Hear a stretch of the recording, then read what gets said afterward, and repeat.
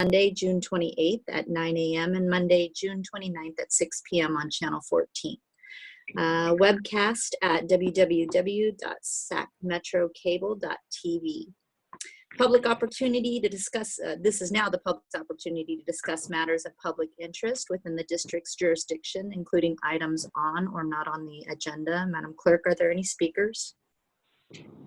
No one reached out to me before the meeting began, but Art, if you could please unmute all attendees and give them a chance to speak if they wish to do so. I'm in the process of that. Stand by.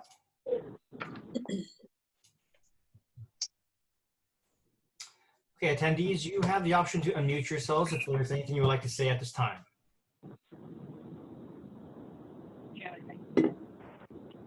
Okay, out of the 5 attendees, I have no response. Thank you. Thank you very much. All right, moving on to the consent items. Are there any questions from the board members? Madam Chair, I move the consent. I second it. Great, we have a first and a second. Can you please call the roll? Director Gould. Aye. Orzali. Aye. Wood. Aye. Kelly. Aye. Sailors. Aye. Clark. Aye. Jones. Aye. White. Aye. And Sheets. Aye. Motion passes. All right, moving on to the action items. Action item number 1, the election of the representative to the CSDA Board of Directors, Mrs. Pania. All right. Good evening, everyone. The action item you have before you is the election of a representative to the California Special Districts Association. About every year at this time, we have the chance to select the next board member who will represent our area, which is the Sierra Network. This time it is for seat C, and the period spans 2021 through 2023. There were 3 candidates who put in for this.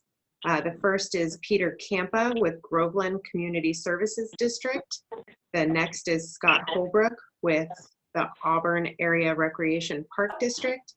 And the third is Patrick Larkin with the Cordova Recreation and Park District. All of their candidate statement and additional information was included as part of your packet. So tonight, if we decide to take action on this, I will need you to select one person for that election. I'd be happy to answer any questions you may have. Are there any Madam questions? Chair? Yes, Oh. ma'am. Madam Chair, this is Gay, and I don't have a question, but I would like our board to consider voting for Patrick Larkin.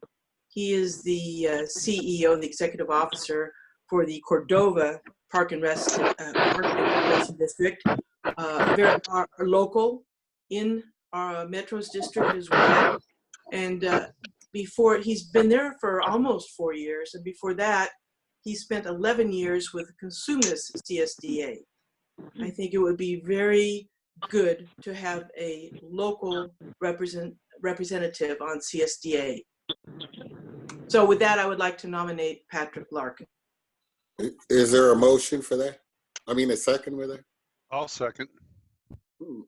Great. We have a first and a second to nominate Mr. Patrick Larkin. Can you please call the roll? Director Gould. Aye. Orzali. Aye. Wood. Aye. Kelly. Aye. Sailors. Aye.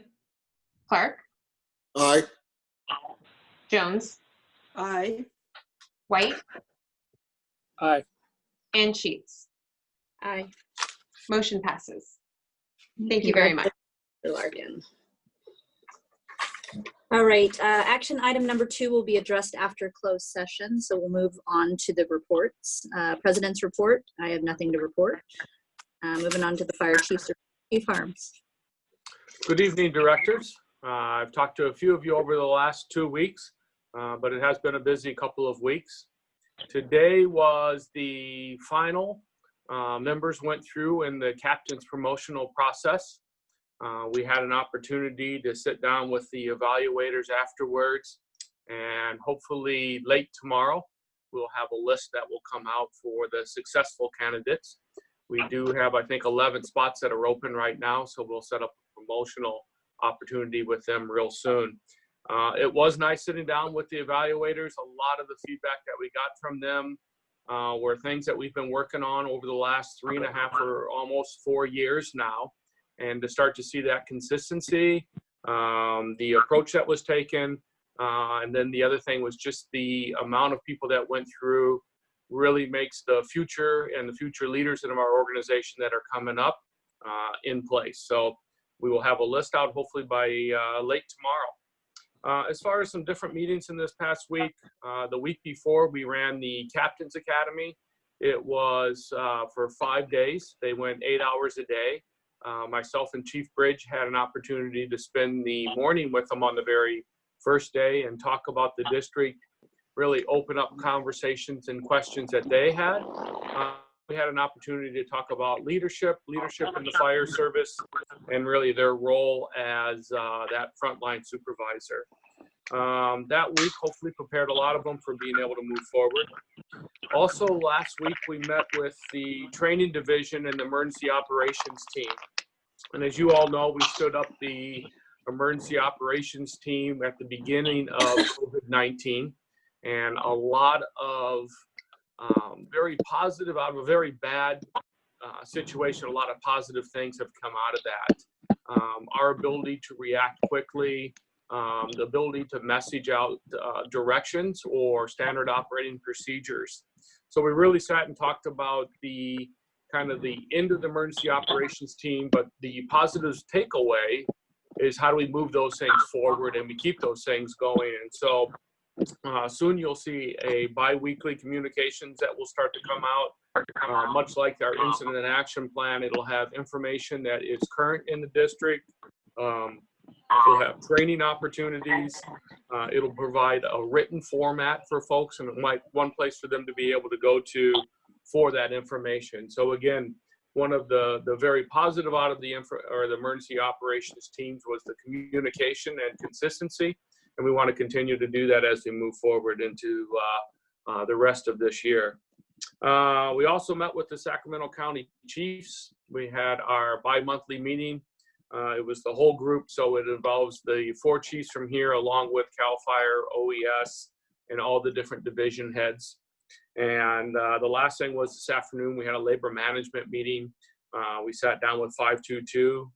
During this period of time, we've been meeting about every 2 weeks. It just happened to be that most of us were all here in the building finishing up the captain's exam, so ability to see each other and sit down and talk about what's happening in the district and moving forward.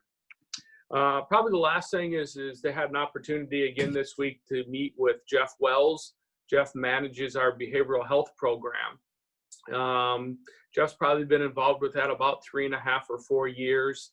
It's a regional program that's managed through and along with Local 522.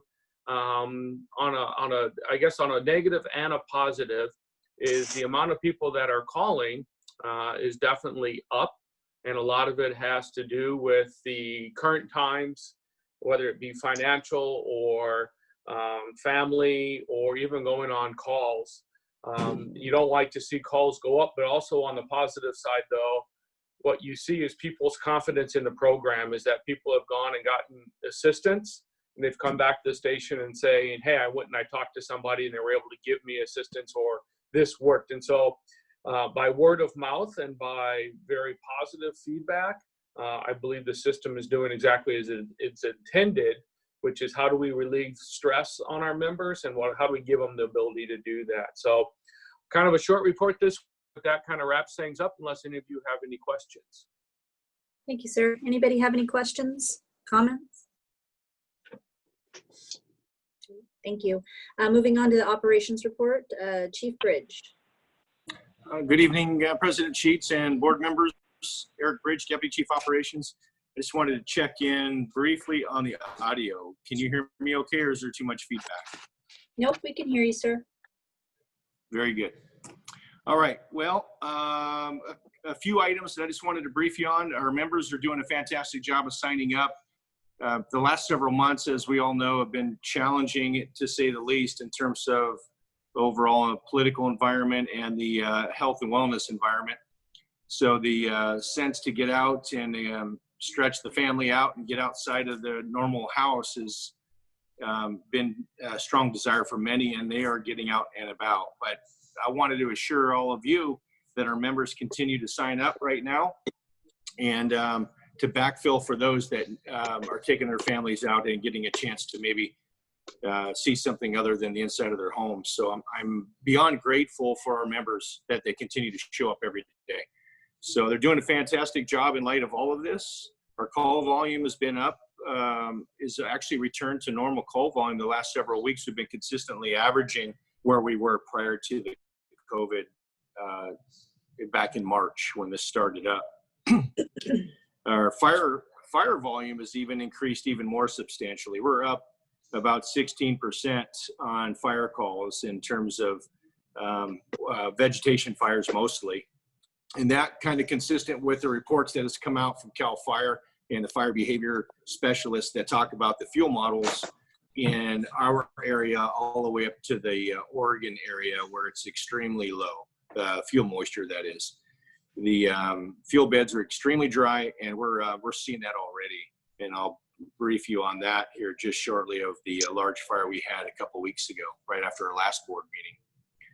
But before I get to that, I'll just tell you that July 4th is coming. We're prepared for it. We've upstaffed our investigators.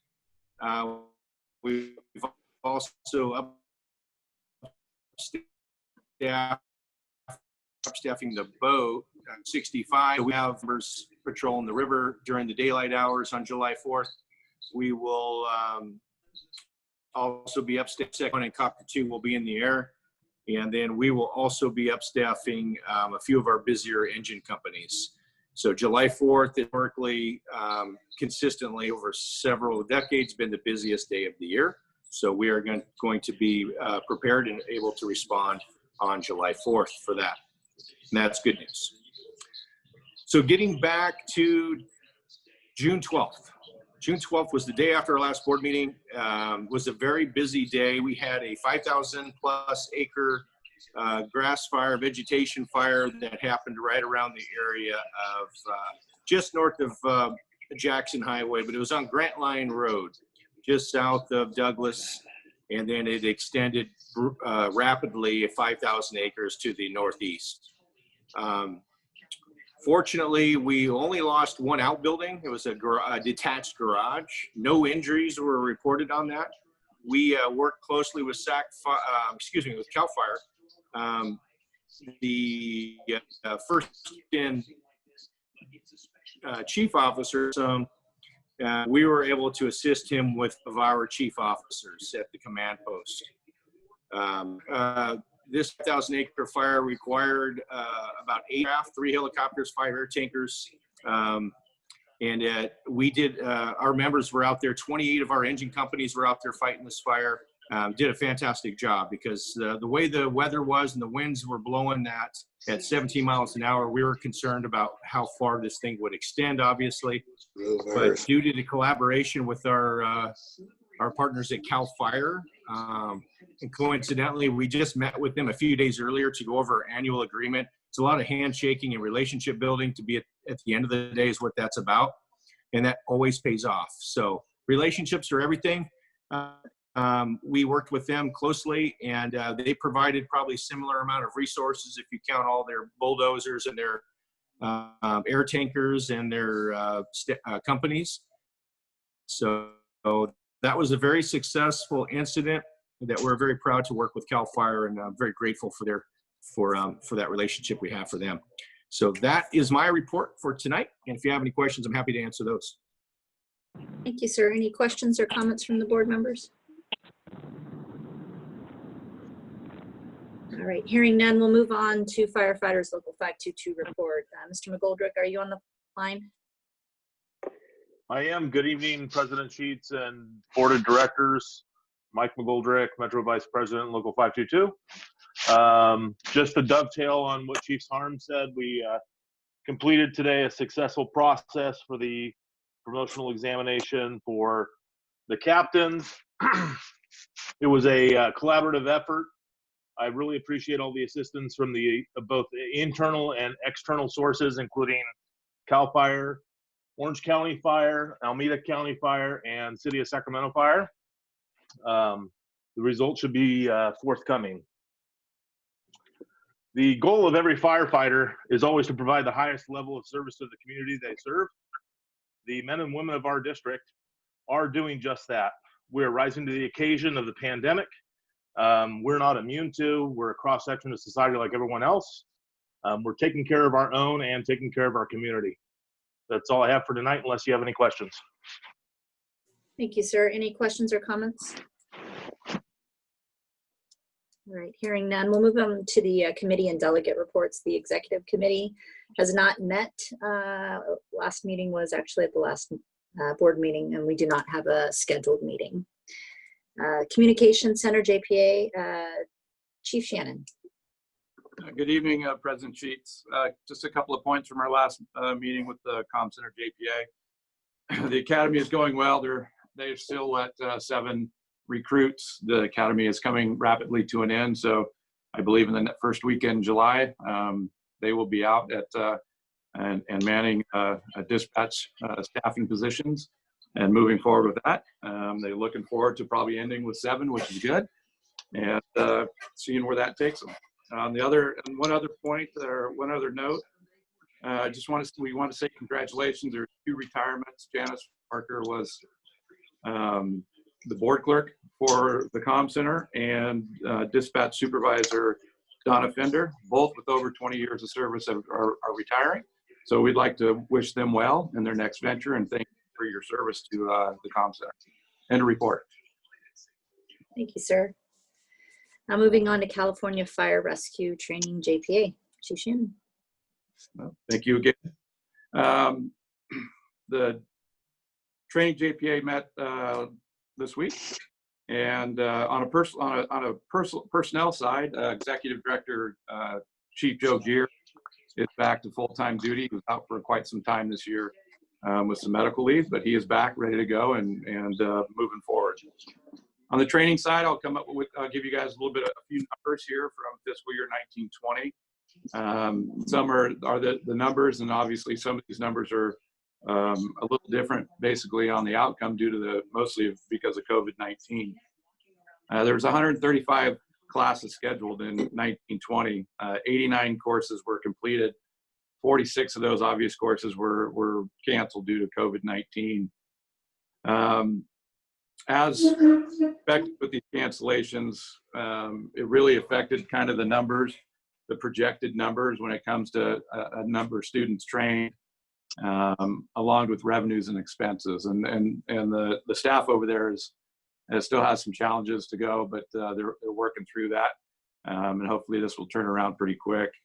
On the finance side, the board approved the fiscal year 2021 prelim budget. There was a couple, obviously, challenges, fiscal budget challenges. Most of it was due to COVID-19. There was also some unexpected and expected future costs for the training JPA to move out of our admin building and over to 3121 Gold Canal. And that required them to dip into the reserve budget from the center over there, which but we did. We were able to get to a point to where we came to an agreement on a prelim budget, which was good. And that's really on the training and the finance side. We will not meet again until September 17th at Gold Canal, and that's in the report. Thank you, sir. Anybody questions or comments? All right, moving on to the finance and audit, Zali. Thank you. The Finance and Audit Committee met this evening, received an excellent report from our CFO, and I want to again commend them for their work, and would note that the department is now approaching 14% in our reserves, and it's projected that we might actually make our loan for 15% this year. And that's fantastic. I don't know how many organizations, such organizations can claim that, but I'll bet it's not a long list. The next meeting of the Finance and Audit Committee is to be determined. With that, thank you. Thank you, sir. Moving on to the Policy Committee, Director Gould. Director Sheets, Director Gould let me know that he has left the meeting. Okay. We do not have a policy committee scheduled. It is to be determined at this point. Thank you. We'll move on to board members' questions and comments before closed session. And we will start with Director White.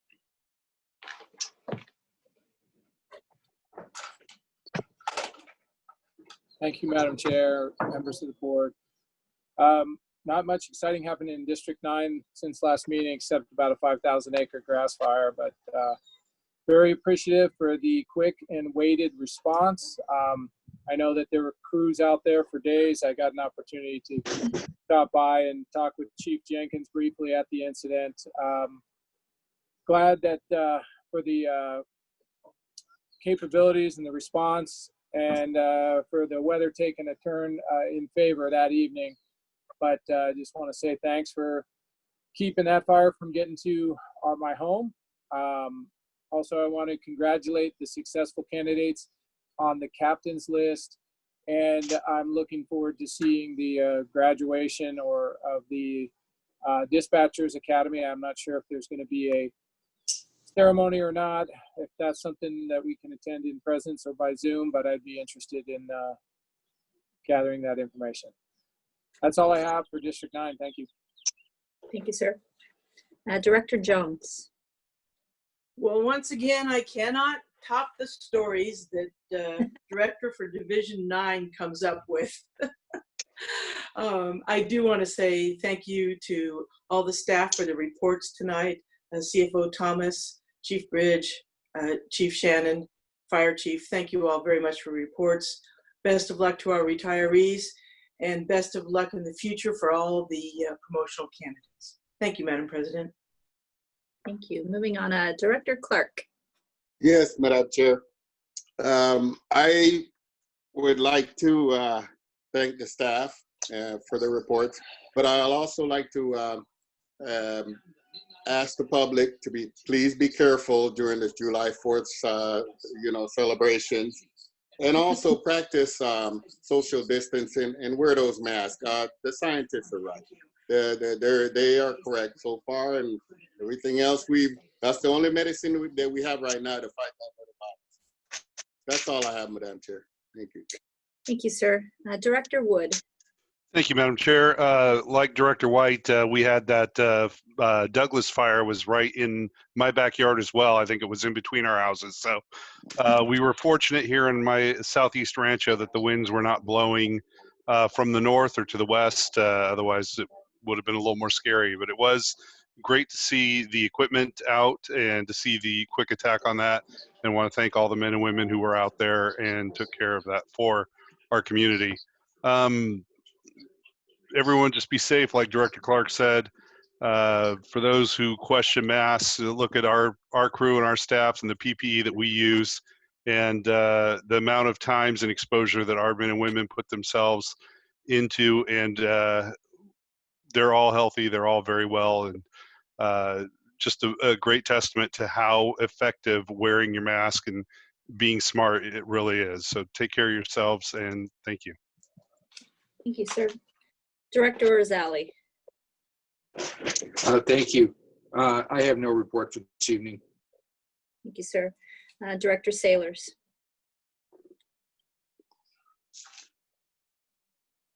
I would just like to thank everyone for their presentations, and to remind the public also that this 4th of July, to be safe out there, and to all the crews out there working on this 4th of July, thank you for your service, and please be safe.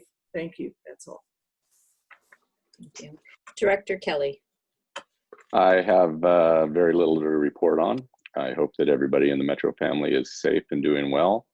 I'm glad to hear that any of our members who have contracted the COVID-19 virus, that I'm glad to hear everybody is, or most all, have recovered completely. There's still, I think, 2, maybe 3 that are dealing with the virus and the symptoms that surround it. So be safe, and let's, as other directors reported, let's do our best to make sure that the pandemic is contained in the Sacramento area.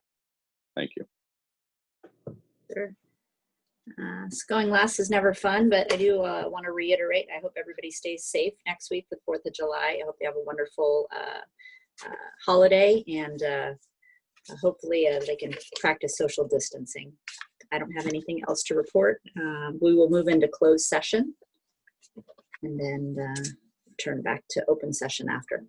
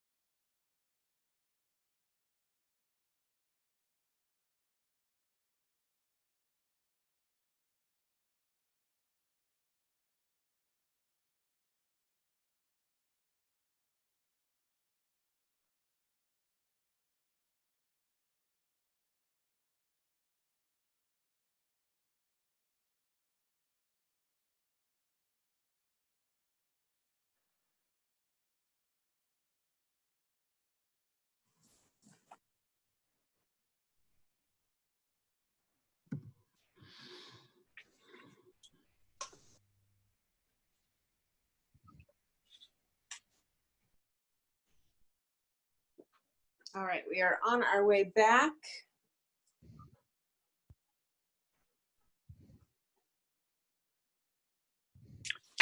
Director Kelly's back.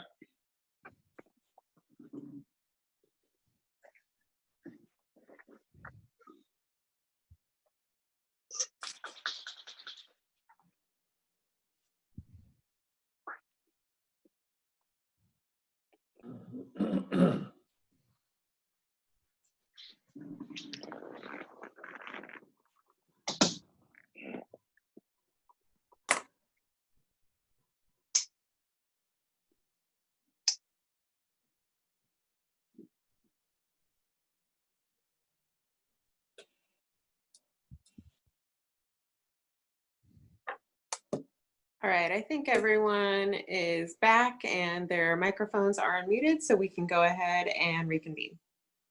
All right, reconvening an open session. We are discussing action item number 2, the industrial facility retirement for firefighter Janet Odestig. Are there any questions or comments from the board?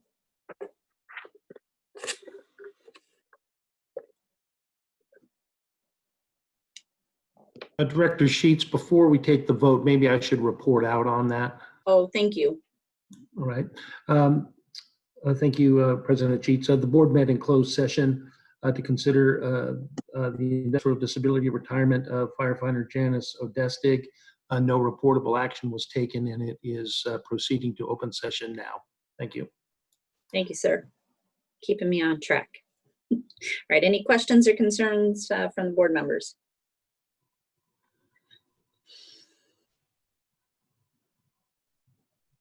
Madam Chair, this is Gay, and I move staff's recommendation. Second. Thank you. We have a first and a second. Can you please call the roll? Director Orzali, Aye. Wood, Aye.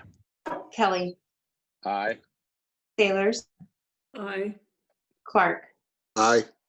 Jones, Aye. White, Aye. and Sheets. Aye. Motion passed. All right, with that, we will adjourn. Our next board meeting is July 9th. And agenda to be determined. Hope everybody has a good night. Thank you, everyone. Good night, Good evening. Thank you, everybody. Madam Chair. Thank you. Good night, Bye-bye. everyone. Aye. Rock on, everybody.